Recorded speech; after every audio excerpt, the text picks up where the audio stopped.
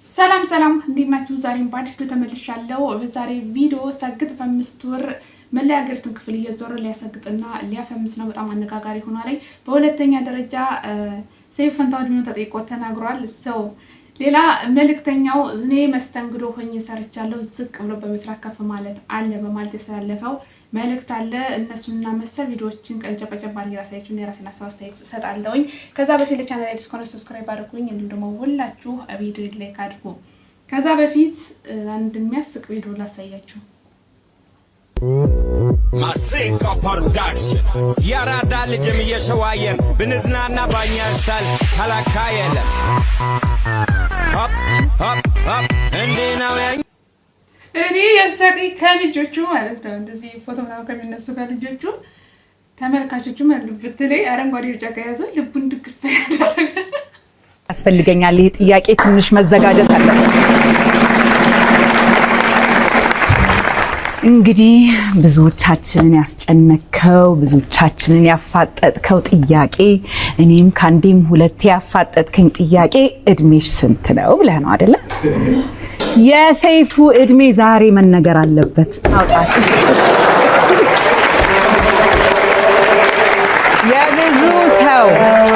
የብዙ ሰው ጥያቄ ይዤ ነው ጀርባዬ ላይ የመጣሁት። የብዙ ሴት አትል ወንድ አትል ምን አትል ያፋጠጥከውን ዛሬ መልሳት ሰይፉዬ። አይዞ አትፍራ፣ አይዞ ቸፕ ቸፕ ቸፕ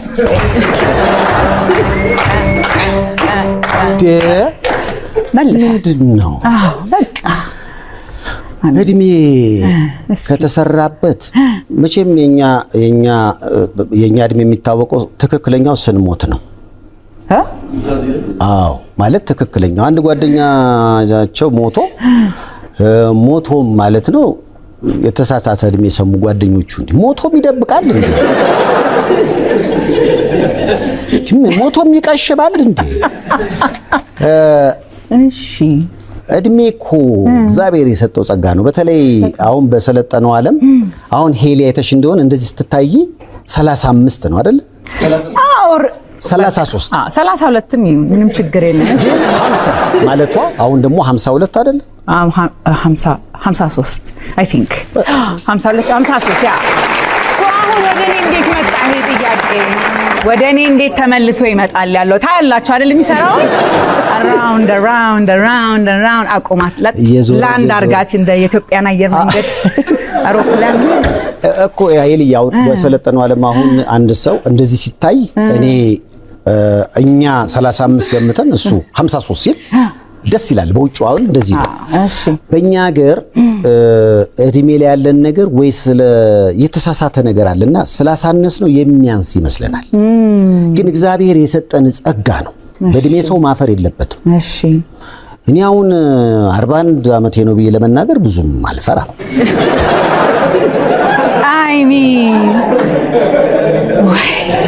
አትበል ቀደም ተብሏል እዚህ ሀገር አይደል? ግን እሺ ከ41 ላይ ፕላስ ስንት ነው የምናደርገው? ሲደመር እዚህ ላይ ቫቱን ጨምሪው ዊዝ ሆልዲንግ ምናምን ይባላል እዚህ ሀገር አይደለ? እኔ እኮ ጳጉሜ 1 1969 ነው የተወለድኩት። ተናገረ ማለት ነው እድሜውን። ማን ነው ካልኩሌት የሚያደርግልን? እስቲ እቺ ስንት አመጣናት? ካልኩሌት አድርጓት ቶሎ።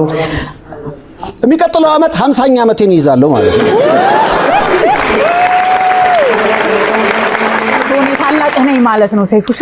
እኔ ማዘር ነው የነገረችኝ። አሁን አንዳንዶች ግን በኢትዮጵያ ነው በአሜሪካ ነው አልገባኝም። እንዴት ነው ካልኩሌት የምናደርገው? ላይ እንደገና 7 ሲቀነስበት አናረግም? እሱ ላይ እንዴት ነው ነገሩ?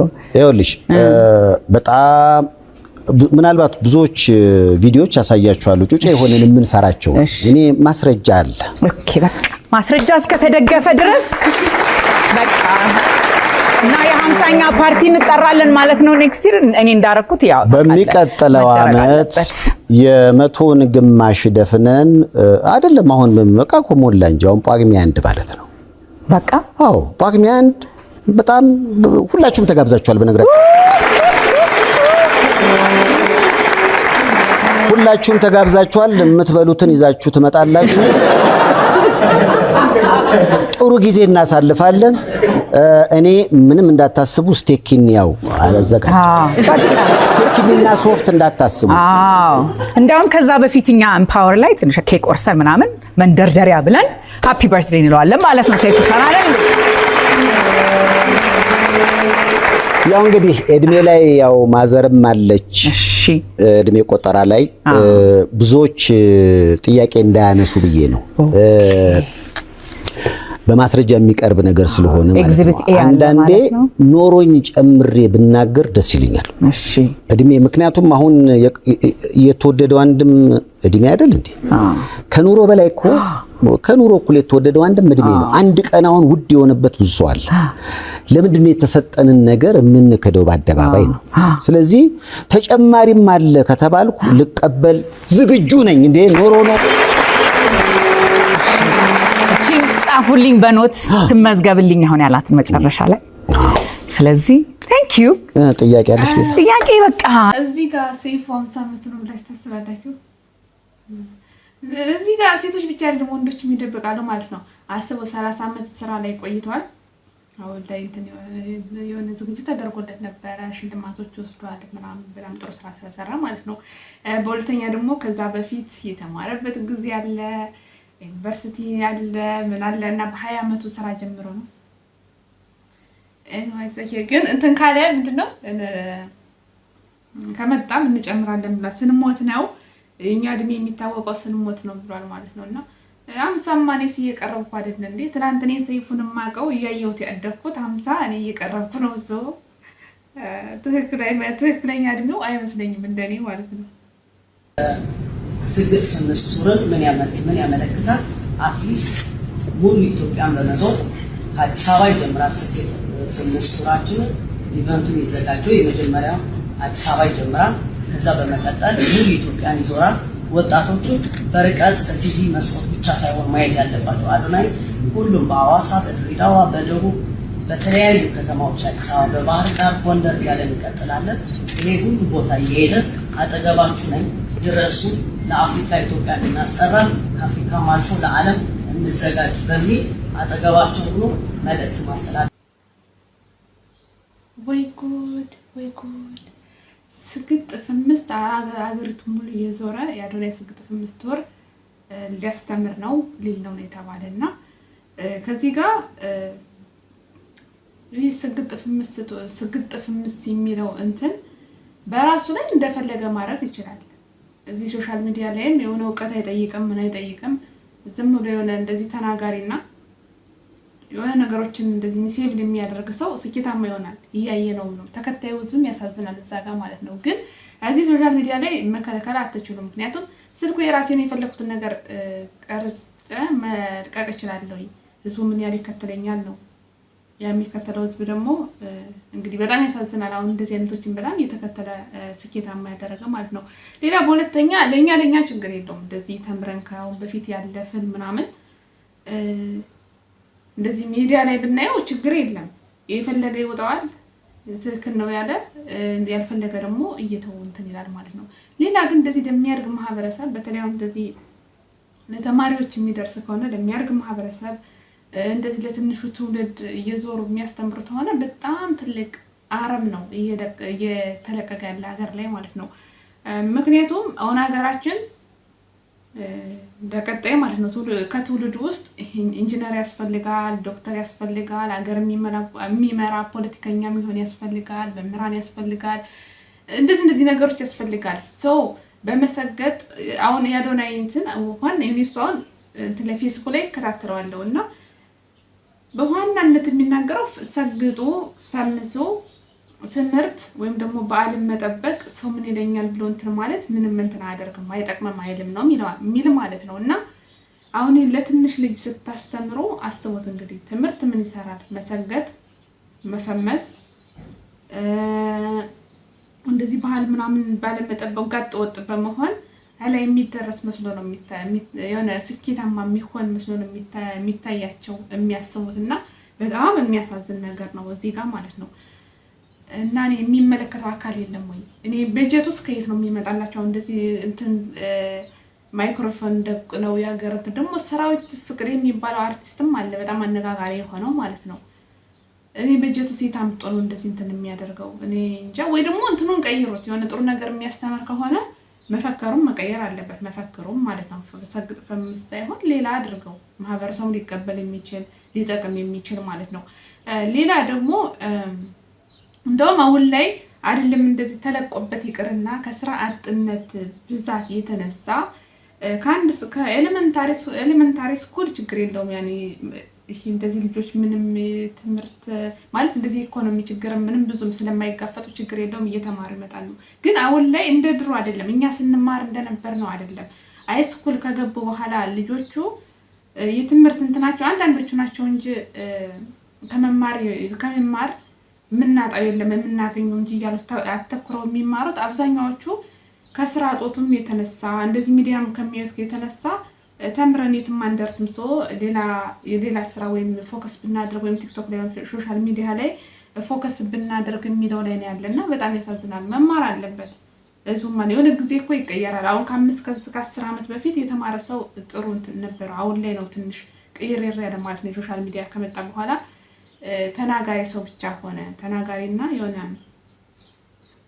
የሆነ በቃ እንደዚህ ሚሴብ የሆነ ነገር የሚሰራ ሰው ብቻ ሆነ እንደዚህ ከፍ የሚል ማለት ነውና በጣም የሚያሳዝን ነገር አለው። የሚመለከተው አካል እዚህ ጋር በስልኮ ለራሱ የፈለገ ማለት ይችላል። ግን በተለይ ታዳጊ ትውልድ እንዳይደርስ ማለት ነው እንደ ሀገር ነው እየወደቅን የምንሄደው እንትን ካለ ማለት ነውና እኔ እንጃ እንግዲህ በጣም ያሳዝናል። እኔ በጀቱን ሴት አምጣው እንደዚህ የሚያዘረው ወይ ከጀርባው የሆነ ተልእኮ እንዳለው እንወቅ እና እንደ ሀገር በጣም እንትን ይላል እንግዲህ በከተማችን ምርጥ ኢንተርፕረነሮች መካከል አንዱ ሆነው የበርካቶች በተለይ ሲኒየር የሆኑ ልምድ ያላቸውን ሳይሆን ልምድ የሌላቸውን ከታች እየኮተኮተ እያስተማረ ብቁ ባለሙያ ማድረግን ከጎዳና እያነሱ የተሻሉ ባለሙያ እያደረጉ ለሀገር ማበረከትን ያውቅበታል። ይልቃል ባሬስታው ማኪያቶ ወደዚህ እንድትመጣልን በታላቅ ክብር እንጠይቃለን።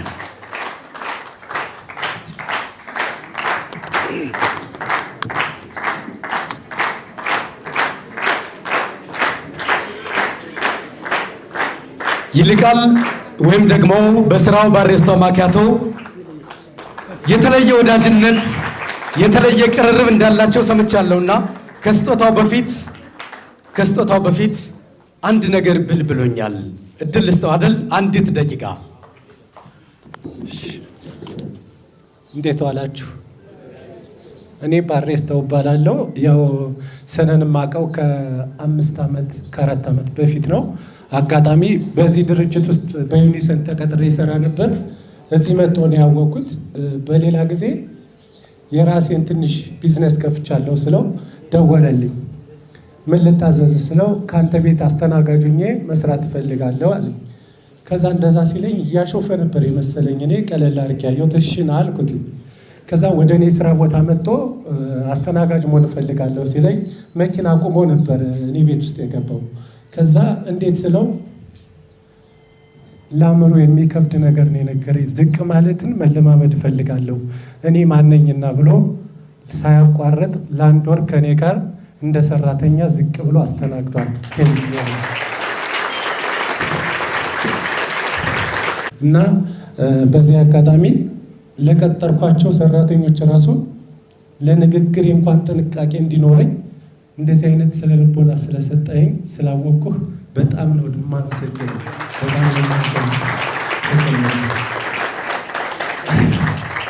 በሰዓቱ ሲያወራኝ ልክ የሰራተኛ ምግብ ነው የምመገበው፣ ልክ እንደ ሰራተኞች ነው የምታዘኝ ብሎ ቃል አስገባኝ። እኔ እየከበደኝም ቢሆን እሱ መጋፈጥ የፈለገውን ቻሌንጅ ላግዘው ስለፈለግኩ በጠዋት 12 ሰዓት ይገባል፣ ቤት ይወለውላል፣ ቴብል ያጸዳል፣ ልክ ጎንበስ ብሎ ያስተናግዳል ማለት ነው። አጋጣሚ ከጀርባ ሆኜ ፎቶ አንስቼው ነበር እና ሳሳየው እኔ ፎቶ አልወድም አለኝ። ፊቱ አይታይም፣ ፌስቡክ ላይ ራሱ ለጥፌው ነበር፣ ፊቱ አይታይም። እና ስነዬ በጣም ነው የማከብርህ። ይህን እድል በአንተ ምክንያትም ስላገኘው ከአንተ ጎን ስለቆምኩ በጣም ነው የማመሰግን። በብዙ ነገር ደግፈኝ ዛሬ ከአንድ ካፌ ወደ 2 ካፌ እንዲኖረኝ በአንተ ምክንያት ነውና አመሰግናለሁ። ስለዚህ ወደዚህ ስመጣ እሱ ይመጣል ሲባል እኔ እሱን ገንዘብ መስጠት አልችልም። ለሱ ምንም ስለማያደርግ ምን ማድረግ ይሻላል ብዬ ሳስብ አጋጣሚ የእመቤቴ ቀን ነው። የእመቤቴን ስላድኖ ይሸለም ይችላል። ታላቅ ክብር አመስግኑልን ባካችሁ። ሞራል ያንሳቸዋል። እዚሁ ይገለጣል፣ እዚሁ ይከፈታል። እንደዚህ አይነት ደግነትም አለ። ዝቅ በማለት ከፍታ ይገኛል። ዝቅ በማለት ትውልድ ይቀረጻል። ዝቅ በማለት አርአያ መሆን ይቻላል። ዝቅ በማለት እንባ ማበስ ይቻላል። እባካችሁ ታላቅ ክብር ይገባቸዋል። ከዚህ ጋር ደስ ሲል ዝቅ በማለት ከፍ ዝቅ ብሎ መስራት ከፍ ያደርጋል ማለት ለማስተማር ነው እና እንደዚህ ጥሩ ነው። ዝቅ እንዳችሁ ሰርታችሁ ከፍ ማለት እንዳለ ማየት ማለት ነው። ሌላ እንደዚህ አይነት የስኬታማ ሰዎችን ታሪክ ስንሰማ የሆነ ስኬታማ ሰዎችን ስንል ታሪካቸውን ነው ማንበብ እንትን የሚለንና ከምን ተማረ እንዴት አደረገ ምን ሰራ የሚለው ነው። እንደዚህ ካሉት መማር ጥሩ ነው። ኳስ ተጫዋች ነበረ ምናምን ብዙ ነገሮችን ሰርቷል። የዱባይ ወንዶች በክፉ ቀን ተደፍረዋል ነው የተባለው። እውነት ነው ግን የሳውዲ ወንዶች ሙድ መያዛቸውን አላቆሙም። ይሄን የሚያስቅ ቪዲዮ ላሳያችሁ። አንቺ መኪ ጠብቂ ፈርቻለሁ። የሚገርም እኮ ነው። ከኋላ የተደብቆ ጭራሽ ያኛል። ባንጋሊ ነው እዛ ጋር እና ባንጋሊ ፈርጥክ ነው። እኔ ከፊት እያየሁልክ አይደለም እንዴ? እኔ ከፊት እያየሁልክ እኮ ነው። እና ከፊት ካበሻ አጃቱ ደቋበሻ ሳውዲዎች ግን እረፉ፣ ማርያምን እረፉ። የዱባይ ወንድ እያላችሁ ሁሉንም በጅምላ የምትጨፈጭፉ ሰዎች እረፉ። እስካሁን መልስ የሚሰጣችሁ ሰው ስላጣሁ ነው። ማርያምን እንደ ዱባይ ወንድ ጀግና የለም። ግልጹን ልንገራችሁና ለምን ብትሉኝ ጧት 12 ሰዓት ገብቶ ማታ ከምሽቱ 2 ሰዓት ነው ከስራ የሚወጣው። እንግዲህ ወንድማችንን ሰምታችሁታልና ከዱባይ የተላከልን መልእክት ነው። ወንድሜ አንድ መልእክት ለአንተና ለዱባይ ወንዶች አንድ መልእክት ላስቀምጥ። ባይዘው ወይ ሳውዲ አረቢያ አሁን የትም ሀገር ፈሪም አለ ጀግናም አለ። ግን አንድ ነገር አስረግጬ የምነግራችሁ የዱባይ ወንዶች የምታውቁት ማለት ነው ይሄ መደፈሩ ማለት እንዴ ግን እሱ ነገር የምር ነው እንዴ? አረ ከባድ ነው ማርያም። ግን የሳውዲ ወንድ ለየት የሚያደርገው በምን እንደሆነ ታውቃላችሁ? ሳውዲ የሚመጣው የድሃ ልጅ ነው። ባይዘው ሁላችንም ከኔ ጀምሮ ሳውዲ ስንመጣ ሁላችንም የድሃ ልጆች ነን። ይሄ ዱባይ ፕሮሰስ ምናምን መጨረሻ የሌለን ሆነን በባህር ምን መጣነን። ይሄ አስረግጬ ነው ነገር የምሬን ማለት ነው። ስለዚህ ቁርጥ ያለ ፈሪ እንኳን ቢሆን የመን ሲገባ ጀግና ይሆናል ሳይወድ ማለት ነው።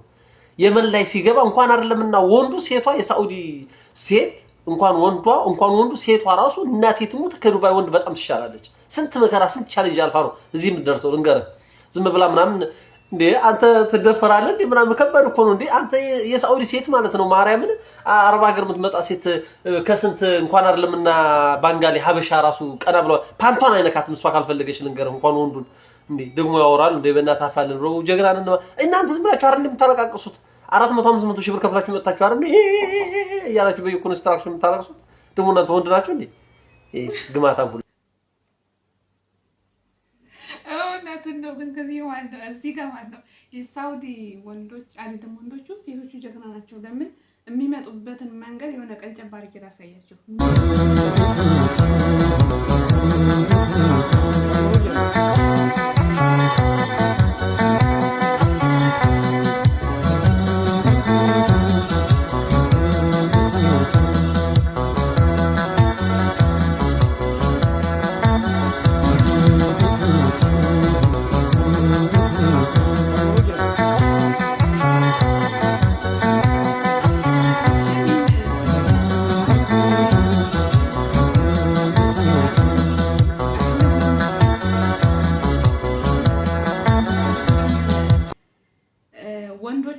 አይደለም ወንዶቹ ሴቶቹ ራስዎን እነዚህ ለአንድ ሰው ተቸነፈው ይደፈራሉ አይደፈሩም። የዱባይ ወንዶች ግን በጣም እኔ ወጣው መናገራቸው ራሱ በስመ አብ ነው። በስመ አብ ወጣው እኮ የተናገሩ ደግሞ እንደዚህ ምናምን አልታቸው ያሳዩና ሄሎ እናት ሄሎ አኑ ወይ እናት ዳዳ ኪያ ዳነሽ እንዴት ነህ? እያሰብኩሽ ነው። እሺ ደወልሽልኝ? ምን ቁጭ ብዬ ስላንቺ እያሰብኩሽ። ምን እያሰብክ? እያለቀሽ ነው? አይ አይደለም አይደለም እያለቀሽ ነው? አይደለም ደህና ነኝ። እማ ፈጠረሽ አታስጨንቂኛ። እንዲሁ ጭንቅ ብሎኛል። በቃ መተንፈስ አጥቶኛል። እንዲሁ ግራ ተጋብቻለሁ። እኔን አልሆንኩም። እማ ናፍቀሽኛል። አንቺ እያስደኩ ነው የደወልሽልኝ። ደህና ነኝ። እሺ ደህና አይደለሽም? ምን ሆነሽ ነው? ደህና ነኝ። ምንም አልሆንኩም። ልደውልልህ ብዬ ነው። ዝም ብዬ ሰላም ጓደኛሞች ሰላም ይባባል አይደል? ሰላም ልበልህ ብዬ ነው። እንደዛ አይደለም። እያለቀሽ ነው አውቃለሁ። ኪያኔ ድምፅሽን አውቀዋለሁ። ለምንድን ነው የምታለቅሽው? ኧረ እኔ አላለቀስኩም። በደህና ገብተሽልኛል ነበር፣ ቃል ገብተሽልኛል ነበር ደህና እንደምትሆኝ። ደህና ካልሆንሽ ደግሞ በዚህ ሰዓት የሆነ ነገር ላይ ነው የምትሆኚው እንጂ እኔ ጋር አትደውይልኝም ነበር። ስለዚህ ደህና አይደለሽም ማለት ነው። ደህና ነኝ። ጤንነትህን መጠየቅ ስለፈለኩኝ ነው። በቃ ደህና ነህ ወይ? እንዴት ነህ? ሁኔታዎች ደህና ናቸው ወይ? ስራው ጥሩ ነው? ኪያ እኔ አንቺ ናቅሻለሁ። ወይኔ እኔ ቃላት የለኝም። ምን አይነት ፍቅር ነው እንደዚህ ማለት ነው? ባትለያዩ ቢቀርባችሁ ሳይሆን እኮ በስራ ነው የሚሆን ወይም እንትንና አቻችላችሁ ብትኖሩ ቢሻላችሁ። አንቺም አልቻለሽም እሱም አልቻለም። ወይኔ ግን መቀለድ ጥሩ አይደለም። ነገ በእኔ እንዳይደርስ እኔ እንደዚህ አይደንት ቲንክ ሶ አዲስ ኮን ሰብስክራይብ አድርጉ፣ እንዲህ ቪዲዮ ላይክ አድርጉ። ሰላማችሁ ይብዛ።